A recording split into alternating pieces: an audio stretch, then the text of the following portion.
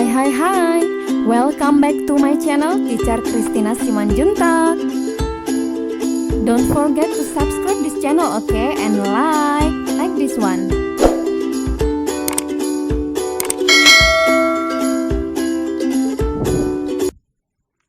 Sebelum kita mulai pembelajaran, teacher ajak anak-anak teacher untuk berdoa dalam hati masing-masing. Doa dimulai.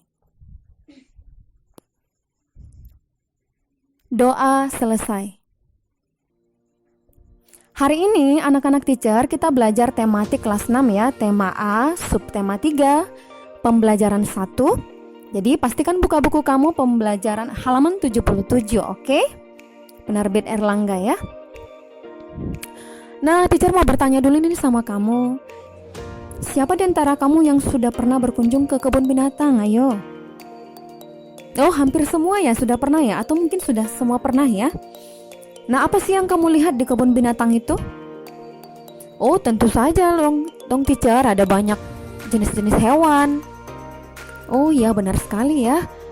Iya, jadi kebun binatang itu merupakan tempat hewan dipelihara dalam lingkungan buatan ya, yang ditunjukkan kepada masyarakat. Tujuannya untuk apa? Selain untuk rekreasi juga bisa.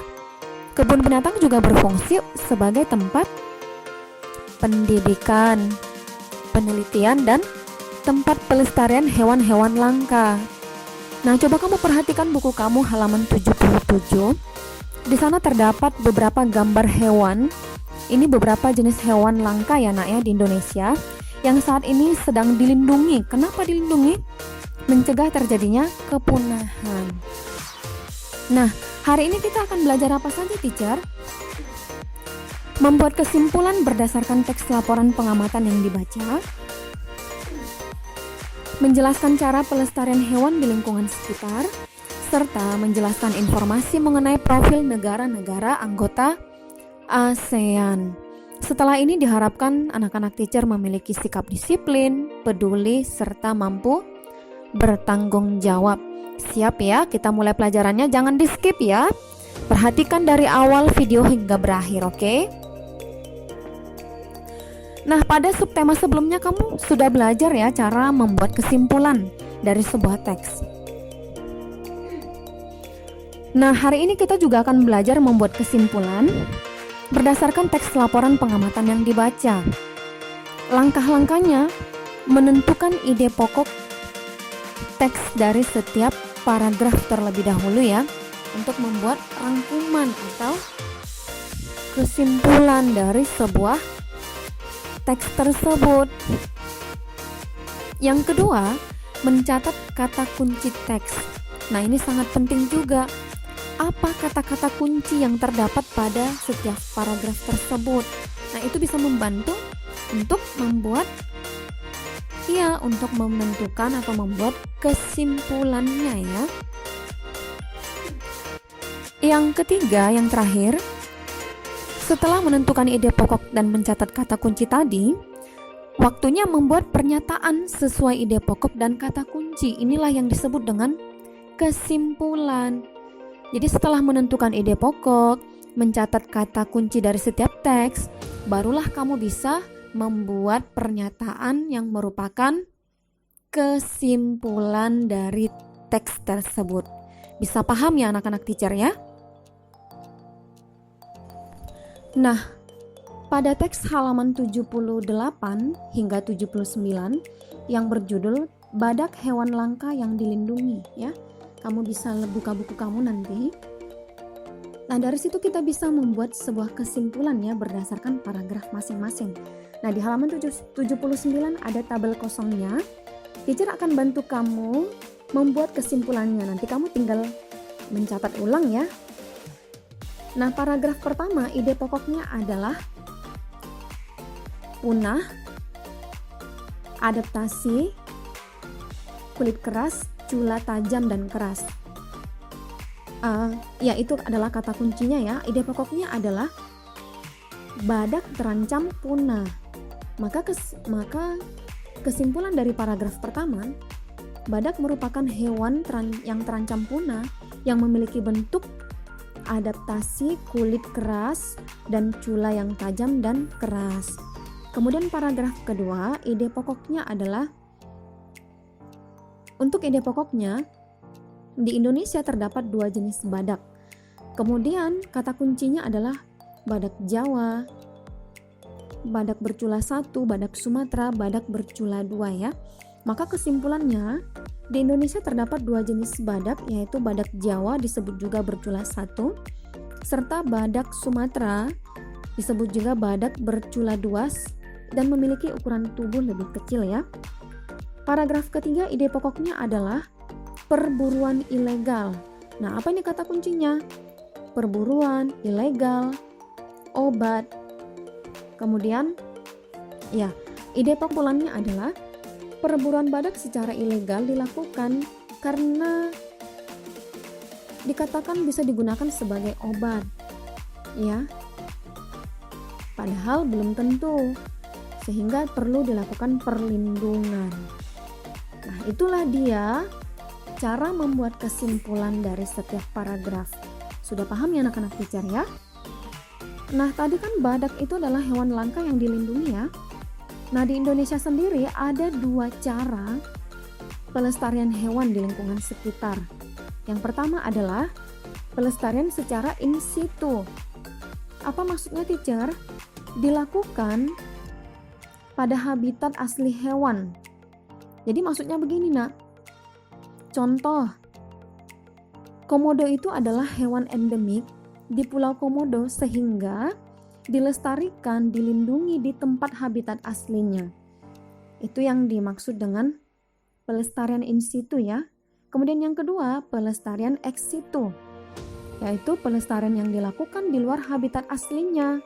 Contohnya kebun botani, taman safari, kebun binatang, dan penangkaran.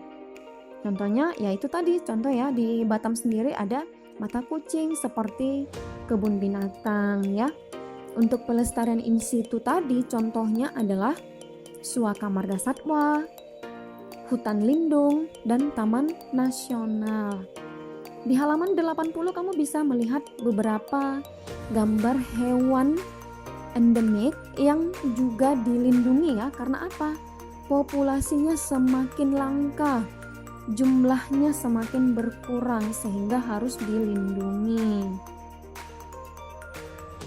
Jadi kamu juga sebagai generasi muda harus bisa menggerakkan slogan supaya sama-sama melindungi hewan-hewan ya, terutama yang sudah langka. Nah, ini adalah tabel tempat pelestarian hewan di Indonesia. Ya, di halaman 81 juga ada tabelnya ya anak-anak ya.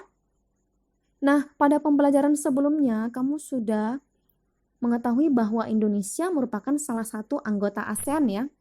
Tahukah kamu nak, apa alasan atau latar belakang terbentuknya ASEAN? Ya, berada di kawasan Asia Tenggara. Kemudian, senasib sepenanggungan sebagai negara-negara yang pernah dijajah, kecuali Thailand ya. Kemudian adanya persamaan ekonomi hampir semua di negara Asia Tenggara atau di ASEAN, yaitu secara agraris atau pertanian ya. Memang kemudian beranggotakan 10 negara di kawasan Asia Tenggara. Yang pertama, kita sendiri ya, negara kita harus bangga kita anggota ASEAN, Indonesia. Yang kedua adalah Malaysia. Ibu kotanya Kuala Lumpur ya. Mata uangnya semua sudah pasti tahu dong ya, ringgit, betul sekali. Yang ketiga adalah Singapura.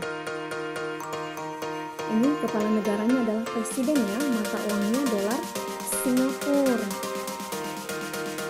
Anggota keempat ASEAN lainnya yaitu Thailand, ibu kotanya Bangkok.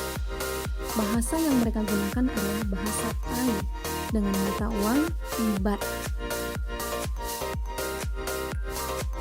Nah, kepala negaranya itu adalah raja ya.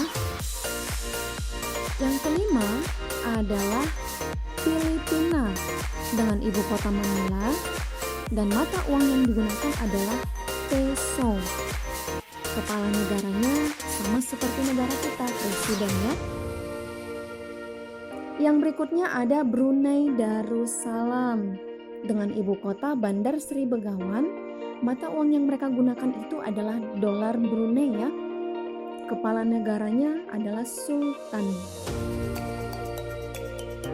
Kemudian ada negara Laos dengan kepala negara seperti Indonesia juga, presiden, dengan ibu kota Vientiane. Mata uangnya adalah kip atau lak ya.